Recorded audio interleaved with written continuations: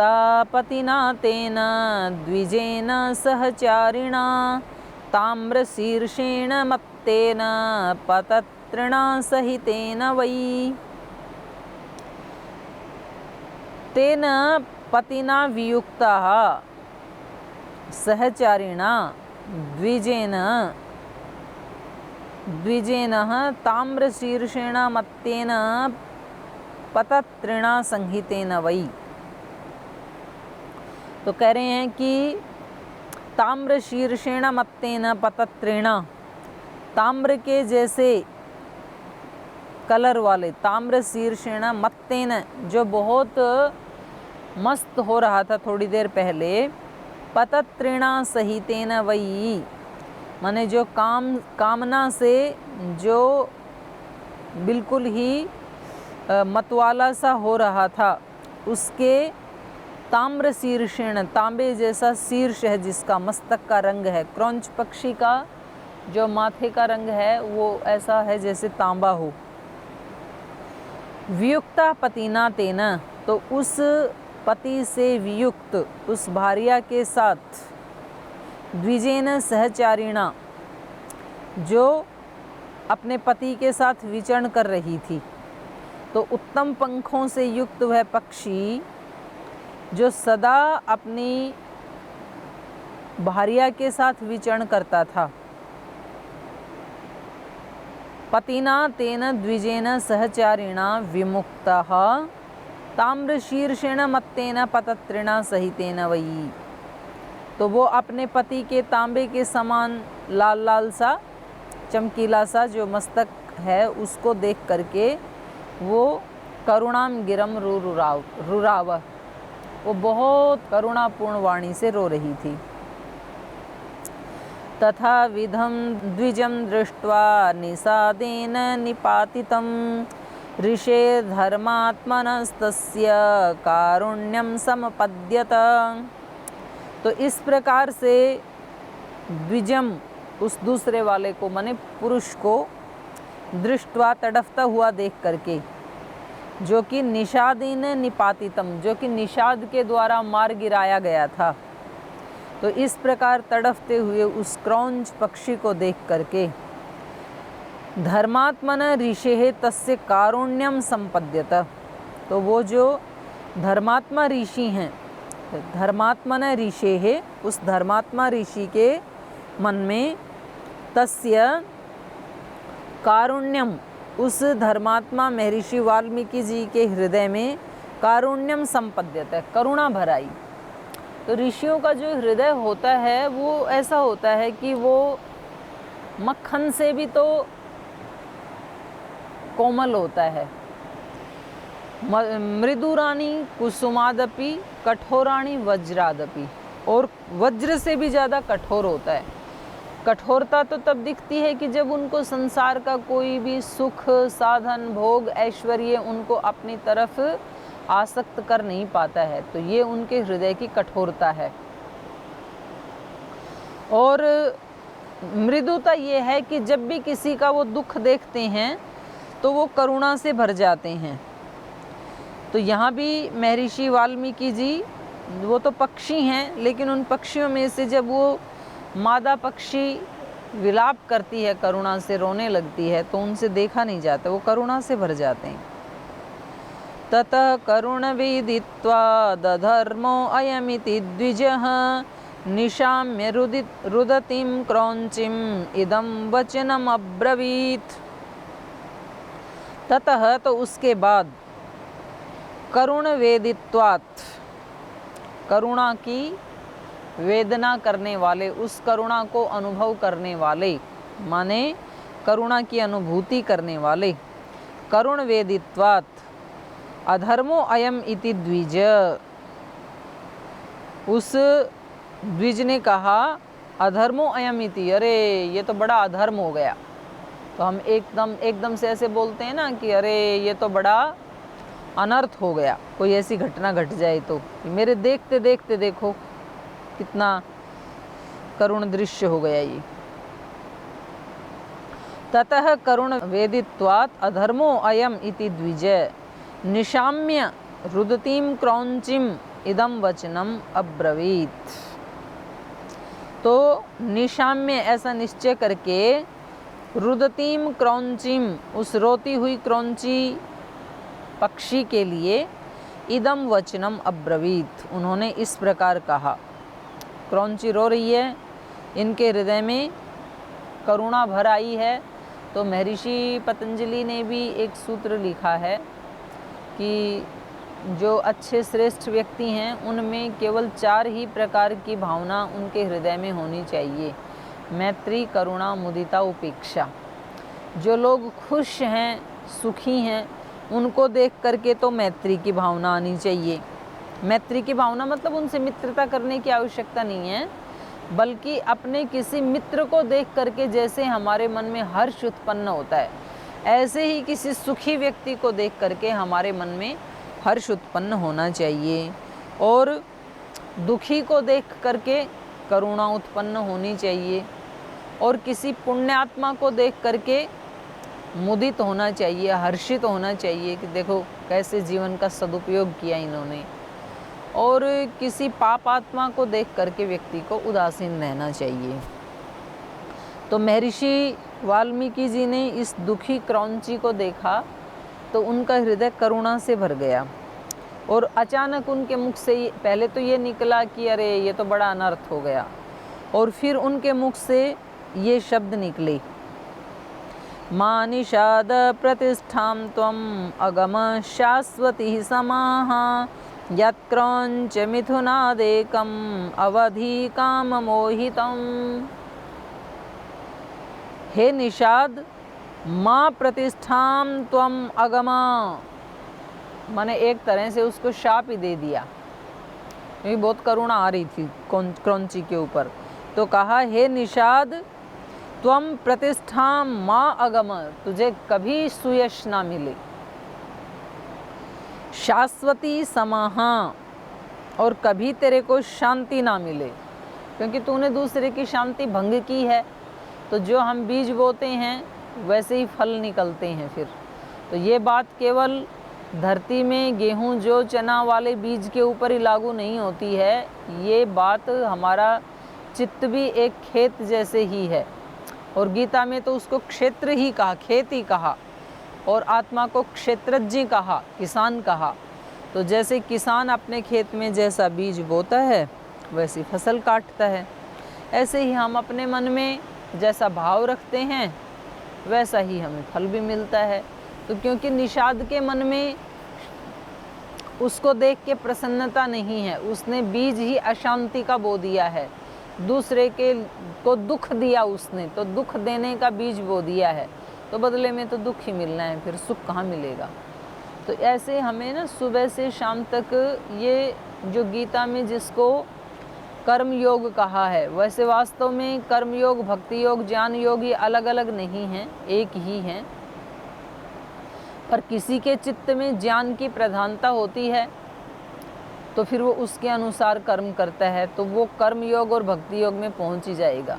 किसी किसी के मन में कर्म की प्रधानता होती है, लेकिन उसके साथ उसको ये भी होश है कि मुझे कर्म निस्वार्थ और निष्काम भाव से करना है, ये मेरी ड्यूटी है। और किसी किसी के चित्त में भक्ति की प्रधानता होती है, तो भक्ति तो ज्ञान और कर्म के बिना हो ही नहीं सकती है। भक्ति का मतलब ही है सेवा, भज सेवायाम। तो ये जब हम काम करते हैं ना, उस समय हमें ख्याल नहीं रहता है कि हम किस भाव से युक्त होकर के ये काम कर रहे हैं, और हमें पता नहीं है कि हम प्रतिपल अपना भाग्य अपने हाथों से लिख रहे हैं। लेकिन जब उस भाग्य का फल मिलता है तो हमें ये लगता है कि अच्छा फल मिलना चाहिए था मेरे को, लेकिन मैंने बीज तो ऐसा ही बोया था ना। जब मैं किसी की खुशी का हनन करता हूँ तो मुझे खुशी कहाँ से मिलेगी, क्योंकि मैंने बीज ही तो ना खुशी का बोया था, किसी को दुखी करने का बोया था। और ये कर्म फल व्यवस्था एक बार जब मनुष्य को समझ में आ जाती है तो फिर वो अपने कर्मों के प्रति बहुत सजग हो जाता है। और जो कर्मों के प्रति सजग हो गया, बस उसको फिर दूसरी साधना ना भी करे तो वो कर्म ही अपने आप में बड़ी साधना बन जाते हैं। तो इसलिए यहाँ ऋषि के एकदम हृदय से निकला कि निषाद, तू कभी भी शाश्वती समाह मा त्वम अगह, कभी भी तुझे शांति ना मिले। कभी भी प्रतिष्ठाम त्वम मा अगम, कभी भी तुझे प्रतिष्ठा ना मिले जीवन में, क्योंकि यत क्रौंच मिथुनात् एकम अवधि ही, क्योंकि तूने इस क्रौंच पक्षी के मिथुन में से, जोड़े में से एकम अवधि ही, एक को तूने मार डाला है, तो ये तूने बहुत बुरा किया, तो तुझे भी शांति नहीं मिलेगी। तस्येथं ब्रुवतश्चिन्ता बभूव हृदि वीक्षतः शोकार्तेनास्य शकुने किमिदं व्याहृतं मया। लेकिन दूसरी तरफ जो संत होते हैं वो झट से किसी को अभिशाप भी नहीं देते हैं, और कभी उनके मुख से ऐसा निकल जाए तो बाद में उनको ये भी लगता है कि ये तो अज्ञानी है, इसने तो अपराध कर ही दिया, पर इसके पीछे पीछे मुझे कम से कम नहीं करना चाहिए था। तो जो थोड़ा भी साधना में व्यक्ति आगे चलता है, तो कई बार जब दूसरे लोग उसको तंग कर देते हैं तो वो कई बार दुखी होकर के कुछ बोल तो देता है, लेकिन अगले ही क्षण उसको ये लगता है कि ये तो नादान था ही, इसने तो गलती कर ही दी, और इसके पीछे पीछे मैंने भी गलती कर दी, तो ये ठीक नहीं हुआ, क्योंकि फिर तो दोनों एक ही जैसे हो गई। तो उसने यदि गलती की तो मुझे कम से कम इसका ध्यान रखना चाहिए था। तो ऐसा ही इनके साथ भी हुआ, वाल्मीकि ऋषि के साथ। तस्येथं ब्रुवतश्चिन्ता बभूव हृदि वीक्षतः, वीक्षत अपने हृदय के ऊपर चिंतन करते हुए, क्योंकि महापुरुष अपने एक एक कर्म का साथ साथ ही लेकर जोका रखते हैं कि ये मेरे से शुभ कर्म हुआ या अशुभ कर्म हुआ। निषाद ने तो अशुभ कर्म किया, लेकिन मैंने ये जो उसके लिए उसको जो शाप दे दिया, ये मैंने ठीक किया या नहीं किया। तो ये कह रहे हैं तस्येथं ब्रुवतः चिंता बभूव, तो उसको अपना कर्म करने के बाद हृदि वीक्षतः, जब उन्होंने अपने हृदय में देखा, क्योंकि जैसे ही थोड़ा कोई फॉल्ट होता है ना, जैसे बिजली जिस वायर से बिजली जा रही है और वहाँ थोड़ा भी फॉल्ट हो तो स्पार्किंग होती है, मतलब पता चलता है हमें कि यहाँ कोई फॉल्ट हो गया। तो जो अज्ञानी लोग होते हैं वो तो गलती पे गलती करते ही रहते हैं और उनको पता भी नहीं चलता है, लेकिन जो ज्ञानी पुरुष हैं, जो जागरूक व्यक्ति हैं, तो वो बड़ा संभल के चलते हैं। श्रद्धेय स्वामी सोमानंद जी महाराज जी जो प्रार्थना गाते थे, जोगी जोग जुगत से करना, निर्भय चारों कूट विचरना, संभल संभल पग धरना। माने आप योग कर रहे हो तो इसमें बड़ी सावधानी रखना, संभल के चलना। तो योगी ऐसे ही चलते हैं, उनको अपनी एक एक कर्म, एक एक क्रिया के प्रति वो सजग हो जाते हैं, सुबह से शाम तक जो करते हैं। तो ये, और उनको थोड़ा भी कहीं कोई त्रुटि हो जाए तो उनको तुरंत पता चलता है कि ये तो गड़बड़ हो गई। ये ऐसा ही है जैसे कोई गैरेज में काम करने वाला व्यक्ति हो, तो उसके कपड़े तो पहले से ही काले ही हैं, तो उनमें और 2-4 काले धब्बे लग जाएं तो क्या फ़र्क पड़ता है। तो उसको पता भी नहीं चलता है कि आज कहीं वो किसी भी गंदी जगह में भी बैठ जाएगा, मिट्टी में भी, कीचड़ में भी, कहीं भी बैठ जाएगा, काला पीला धुआं कहीं भी है वहाँ पर भी वो बैठ जाएगा, क्योंकि उसको पता है मेरे कपड़े पहले से ही गंदे हैं, इसमें और थोड़ा सा गंदा हो जाएगा तो क्या दिक्कत है। लेकिन जिसके कपड़े बिल्कुल सफ़ेद हैं, नेताजी वाले, तो उसमें यदि थोड़ा सा भी कहीं कोई डॉट लगता है, काला, लाल, नीला, पीला, तो वो तुरंत दिखता है फिर। तो ऐसे ही जो संतों का हृदय है वो सफ़ेद कपड़े जैसे ही होता है। तो उनके हृदय में अगर थोड़ी भी कोई त्रुटि उनसे हो जाती है तो फिर वो उनको अच्छी नहीं लगती है। तो ऐसे ही महर्षि वाल्मीकि जी ने उनको शाप दे तो दिया कि तू कभी भी शांति को प्राप्त ना करे, तू कभी भी प्रतिष्ठा को प्राप्त ना करे, लेकिन उन्होंने कहा तस्य इत्थं ब्रुवतः चिंता बभूव हृदि वीक्षतः शोकार्तेन अस्य शकुने किम इदं व्याहृतं मया। तो उन्होंने कहा कि अरे, इस पक्षी के शोक से पीड़ित होकर के इस पक्षी के शोक से मैं अपने हृदय में करुणा उत्पन्न होने के कारण शोकार्तेन तस्य शकुने हैं, इस पक्षी के शोक से शोक संतप्त हो करके मया किम इदम व्याहृत, ये मैंने क्या कर दिया, क्योंकि पता नहीं इनका पिछले जन्म का कोई हिसाब किताब रहा हो, इसने आके बदला लिया हो, या कौन कह सकता है कर्मों की गति के बारे में। तो मैंने ये जो इसको शाप दे दिया, ये पता नहीं मैंने ठीक किया या नहीं किया। चिंतयन् स महाप्राज्ञश्चकार मतिमान् मतिं शिष्यं चैव ब्रवीद्वाक्यम् इदं स मुनिपुंगवः। तो महाप्राज्ञ मतिमान मतिम, तो वो मतिमान में भी जो मति वाला, माने बुद्धिमानों में भी बुद्धिमान, ऐसा जो महाप्राज्य महर्षि वाल्मीकि। तो देखो इस वर्णन से ये भी पता चलता है, जो लोग कहते हैं ना कि वाल्मीकि ऋषि तो पहले डकैती करते थे, ऐसे करते थे, वैसे करते थे, तो ये बिल्कुल झूठ है। रामायण से पता चल रहा है कि वो कितने बुद्धिमान हैं, मतिमान मतिम और महाप्राज्य हैं वो। तो इससे पता लगता है कि उन्होंने बचपन से कितनी विद्या की साधना की होगी। तो वो विद्वान भी थे, धर्मात्मा भी थे, ऋषि भी थे, और इतने बड़े महामानव के लिए हम ऐसे से फैला देते हैं अफवाहें।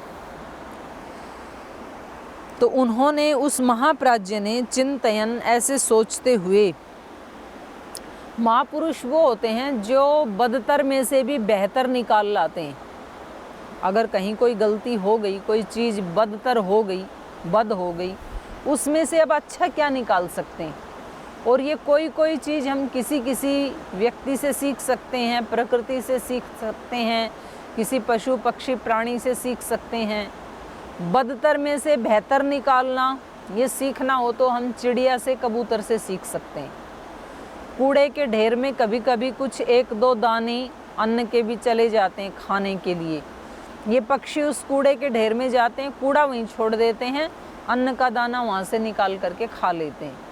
तो देखो कितनी बड़ी उनके अंदर विवेक शक्ति है। कचरा वहीं पड़ा है, अच्छा था उसको खा लिया। तो हम अपने जीवन में कई बार ऐसी बदतर परिस्थितियां हमारे जीवन में आ जाती हैं, तो उस बदतर में से भी कुछ बेहतर निकालना। अब कोरोना आ गया तो कितनी बदतर स्थिति हो रही है पूरे विश्व की, न कि पूरे देश की।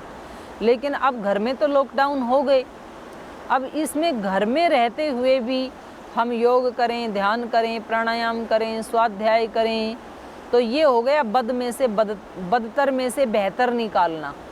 भाई जो भी अपने सामने आपत्ति विपत्ति आई है उसका सदुपयोग कैसे करना है। तो ऐसे ही महर्षि वाल्मीकि जी ने किया कि ये जो मेरे से बोला गया, ये किसी को शाप तो नहीं देना चाहिए था मुझे, ये तो ठीक नहीं हुआ, लेकिन ये जो मैंने बोला ये छंदोबद्ध बोला गया। माने जो मैंने 4 चरण में इस श्लोक को बोला, तो चारों चरणों में बराबर 8-8 अक्षर हैं। तो ये तो एक छंद बन गया, एक कविता जैसे बन गया, एक काव्य बन गया। चिंतयन् स महाप्राज्य चकार मतिमान् मतिं शिष्यं चैव ब्रवीद्वाक्यम् इदं स मुनिपुंगव। और फिर उन्होंने ये बात अपने शिष्य के साथ शेयर की कि भाई मैंने तो ये बोल दिया, लेकिन ये जो मैंने बोला है ये पादबद्ध अक्षर सम, ये पादबद्ध, 4 पाद हैं इसमें, 4 चरण बन गए जो मैंने बोला है उसके, और अक्षर समः, चारों में बराबर अक्षर हैं। छंद उसको कहते हैं जिसके 4 चरण होते हैं और चारों में बराबर अक्षर होते हैं, तो उसको कहते हैं छंद। छंद मतलब पूर्णता, छंद मतलब आच्छादित करने वाले, जो दिव्यता से आच्छादित कर देते हैं हमारे चित्त को। तो इन्होंने कहा पादबद्धोक्षरम समः तंत्री लय समन्वित। और ये जो काव्य है ये तंत्री लय भी है। तंत्री मतलब वीणा, तार जिसमें बांधी जाती है तो उसको तंत्री कहते हैं। तो कहा तंत्री लय समन्वित, ये वीणा के ऊपर भी आ जाएगा। कई बार हम कोई वो भजन कविता गाते हैं तो सुर तो होता है, फिर ताल नहीं होती है, कभी ताल आ जाती है तो स्वर अच्छा नहीं होता है। तो ये कह रहे हैं कि ये वीणा के ऊपर लय से भी युक्त है और ताल से भी युक्त है। शोकार्तस्य प्रवृत्तो में श्लोको भवतु नान्यथा। तो कल देवऋषि नारद जी जो कह के गए थे काव्य रचना करने के लिए, तो वैसे तो शायद मेरे मुख से ये श्लोक नहीं निकलता, काव्य मुझे शायद नहीं बनाना आता, लेकिन शोकार्तस्य प्रवृत्त में शोक से, उस पक्षी के शोक से, शोक युक्त होने के कारण मेरे मुख से अनायास ही ये श्लोक निकल गया। तो ऐसे भी होता है कभी कभी कि कोई घटना हमें कुछ नई चीज़ दे करके चली जाती है, मतलब घटना अच्छी नहीं थी पर जो कुछ प्रसाद दे के गई वो बड़ा अच्छा था। तो ऐसा ही इनके जीवन में हुआ। शिष्यस्तु तस्य ब्रुवतो मुनेर्वाक्यम अनुत्तमं प्रतिजग्राह संतुष्टः तस्य तुष्टो भवन्मुनिः।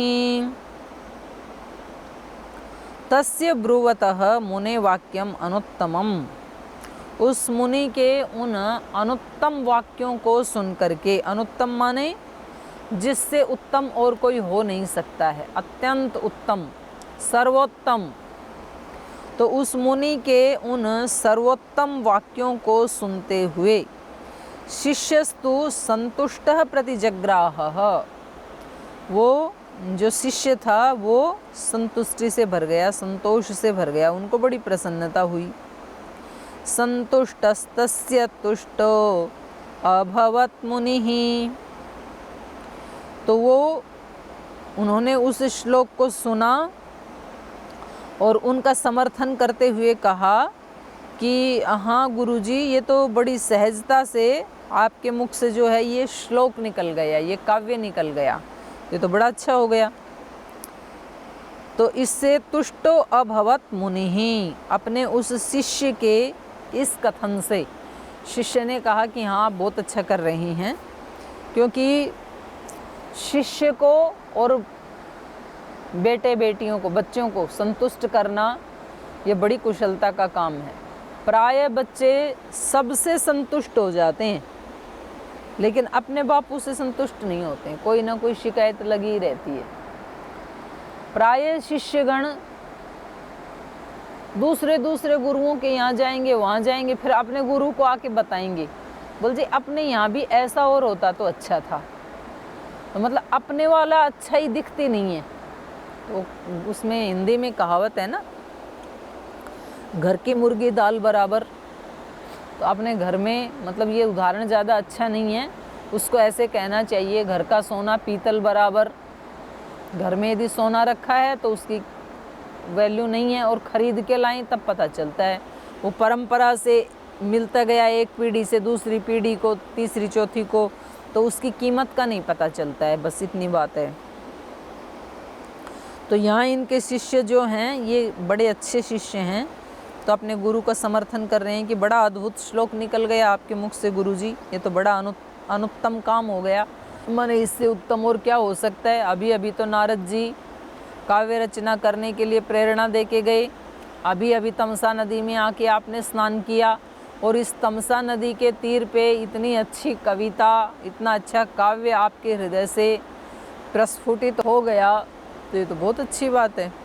सोऽभिषेकं ततः कृत्वा तीर्थे तस्मिन् यथा विधिः तमेव चिन्तयन्नर्थम् उपावर्तत वै मुनिः। सो अभिषेकम ततः कृत्वा, अच्छा ये तो स्नान से पहले ही हो गया सारा कार्यक्रम।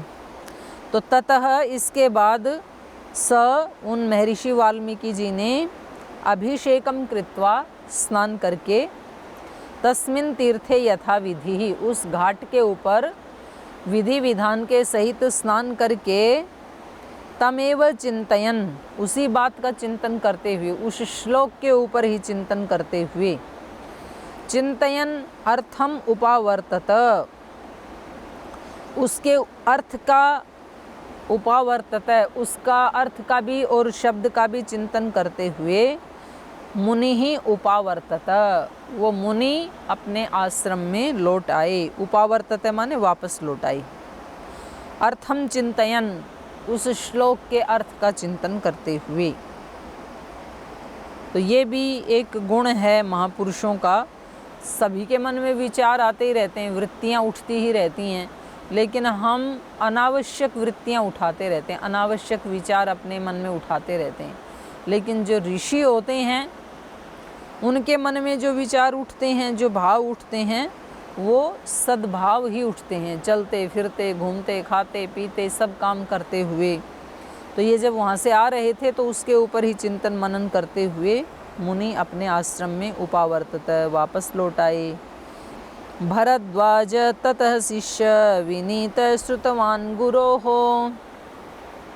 कलशं पूर्णमादाय पृष्ठतनुजगामः।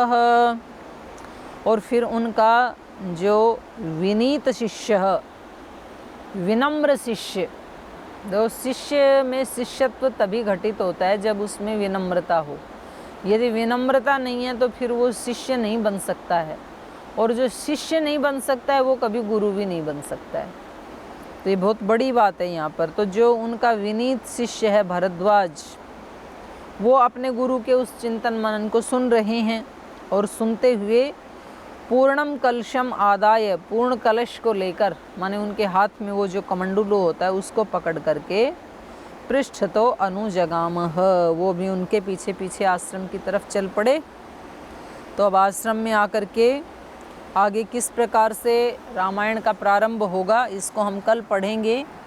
आज हमने इस अलकनंदा के तीर पर रामायण के 21 श्लोक सुबह सुबह आपके साथ मिलकर के अध्ययन किया।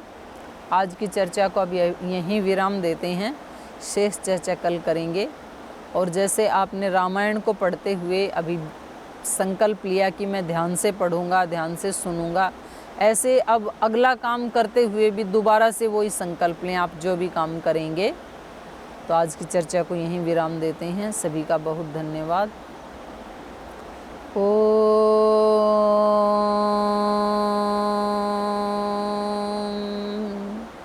शांति शांति शांति।